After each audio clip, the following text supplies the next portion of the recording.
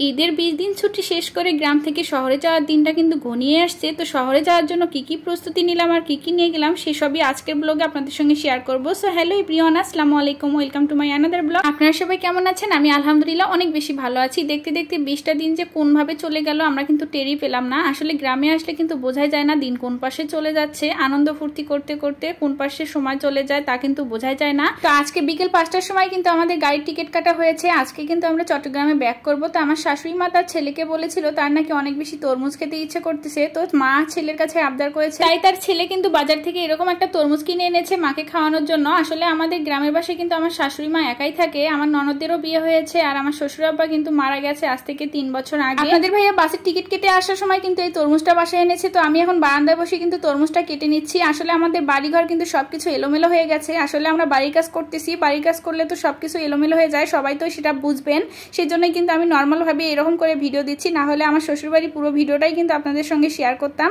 যাই হোক, এখন আমরা সবাই মিলে সবজি তুলতে যাচ্ছি। আসলে আমি চট্টগ্রামে যাওয়ার পথে কিন্তু সবজি নিয়ে যাবো এবার, কারণ চট্টগ্রামে অনেক সবজির দাম। তো ভাবলাম যে যেহেতু আমাদের সবজির আবাদ রয়েছে, মানে পুকুর পাড়ের পাশ দিয়ে কিন্তু আমরা সবসময় এরকম সবজির গাছ লাগাই। সব রকমের সবজি কিন্তু আছে, ঢেঁড়স, তারপর কুমড়া, লাউ, তারপর পেঁপে, যা যা দরকার আর কি সবকিছুই আছে। তো আপনাদের ভাইয়া আর আমি কিন্তু এখন সবজি তুলতে যাব। আর বাইরে দেখেন প্রচন্ড পরিমাণে রোদ, আর এরকম মাটির আল দিয়ে হাঁটতে আমার অনেক বেশি সমস্যা হচ্ছিল। বারবার মনে হচ্ছিল কখন যেন ধপাস করে পড়ে যায়। যাই হোক, এখানে এসে দেখি এত পরিমাণে রোদ। তো পেঁপের গাছের তলে আপনাদের ভাইয়া একটু বসলো, আমিও একটু বসে নিলাম। তারপর ভাবলাম যে না, এখানে একটুও টেস্টটা যাচ্ছে না, তো তাড়াতাড়ি করে সবজিগুলো নিয়ে বাড়ি ফিরতে হবে। সেজন্য আপনাদের ভাইয়াকে বললাম তুমি একটু সবজিগুলো ছিঁড়ে নাও, আমি বস্তার মধ্যে নিয়ে যাই। তো আপনাদের ভাইয়া কিন্তু এগুলো এখন ছিঁড়ে নিল। আর আমার শাশুড়ি ওদিকে কিন্তু অনেক প্রকারের কলা রেডি করেছে, মানে আমাদের গাছের কলা আর কি, মালভোগ কলা, তারপর বিচি কলা, যা যাই বলেন। তো আপনাদেরকে পরশুদিনের একটা ভিডিওতে একটা পুকুর দেখিয়েছিলাম, সেটা হচ্ছে 3.5 বিঘা জমির মধ্যে একটা পুকুর। আর এই পুকুরটা কিন্তু 58 শতক জমির মধ্যে পুকুর। আমাদের প্রায় এখন 3-4টা পুকুর রয়েছে। তো সবগুলোতে কিন্তু মাছ চাষ করা হয়। আর এই যে বিলের মধ্যেও কিন্তু একটা ছোট পুকুর রয়েছে, ওইটাতে আবার সবসময় সারা বছর দেশি মাছ পাওয়া যায়। ওইটাতে আমরা মাছ ছাড়ি না, এগুলোতেই মাছ চাষ করা হয়। তো এর মধ্যে আবার আমার ননদ আসলো আমাদের কাছে যে আমরা কি কি সবজি তুলতেছি সেগুলো দেখার জন্য। তো আমার শাশুড়ি দেখি আবার এগিয়ে আসছে আমাদেরকে লাউ শাক উঠিয়ে দিবে বলে। তো এরকম জাংলার মধ্যে কিন্তু লাউ শাক করা হয়েছে। আর গ্রামের মানুষ দেখেন এগুলো লাউ শাক খায় না, শহরের মানুষ এগুলো কিনতেও পারে না। শহরে এত পরিমাণ শাকসবজির দাম কি আর বলবো, যারা শহরে থাকে তারা নিশ্চয়ই বুঝতে পারবে যে শাকসবজি শহরে কতটা দাম। একবার করে তো মনে হয় যে এরকম শাকসবজির থেকে মাছ মাংস সারা বছর খাই, কারণ মাছ মাংসর থেকে শাকসবজির দামই বেশি শহরে। যাই হোক, এখানে আমার শাশুড়ি লাউ শাকগুলো উঠিয়ে দিচ্ছিল। আর সবগুলো লাউ শাকের ডগা কিন্তু অনেক বেশি কচি ছিল। তো এগুলো খেতে কিন্তু অনেক বেশি মজা লাগবে। দেশি ছোট আলু দিয়ে ভাজি করলে তখন কিন্তু অনেক বেশি মজা লাগে।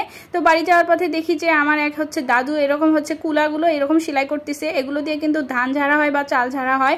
তো আমি একটু ভিডিও করে নিলাম। তো এর পাশে আমাদের কিন্তু এটা সেচ পাম্প, আপনাদের একটু দেখে দিচ্ছে যে এটা আমাদের বাসার, মানে আমাদের নিজেদের সেচ পাম্প। আমাদের সেচ পাম্পের কিন্তু বোরিংটার একটু সমস্যা হয়েছে, সেই জন্য কিন্তু পানি কম উঠতেছে। তো নেক্সট বার যখন আপনাদের ভাইয়া বাসায় আসবে তখন কিন্তু এই বোরিংটা আর কি ভালো করবে, মেরামত করা হবে।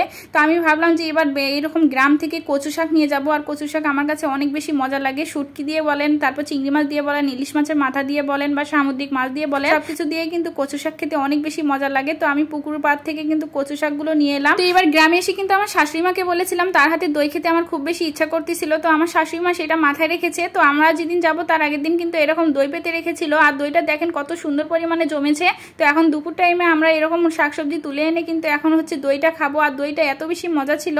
তো দই খাওয়া দাওয়া শেষ করে কিন্তু আমরা বিকেলবেলা এই তো গাড়িতে উঠে গিয়েছি। আর এখন আমরা আছি বগুড়াতে। বগুড়াতে এসে কিন্তু খাবার বিরতি দেওয়া হয়, এখানে বাস দাঁড় করাইছে। তো আপনাদের ভাইয়া আমাকে বললো যে কি খাবে তুমি। তো আমার তো পেটটা ভরাই ছিল, আসার আগে আগে ভাত খেয়ে এসেছি বাড়ি থেকে। ভাত বলতে বিরিয়ানি রান্না করেছিলাম, সেটা খেয়েছি। তো এখানে এসে কিন্তু আমি ভাত বা বিরিয়ানি আর কিচ্ছু খাইনি। আপনাদের ভাইয়াকে বললাম যে বগুড়ার দই খাবো। তো আপনাদের ভাইয়া দই নিয়ে দিল। আর এখন যে দইয়ের দাম, বাবারে বাবা, এই দইটা আগে ছিল 20 টাকা, এখন নাকি নেই 40 টাকা। তো দুইজনে আমরা দুইটা এরকম দই খেয়ে নিলাম, তারপরে কিন্তু আমরা রওনা দিয়ে দিলাম। তো যাই হোক, আজকের মতো এই পর্যন্তই। সবাই ভালো থাকবেন, নেক্সট ব্লগে আবার দেখা হবে। আল্লাহ হাফিজ।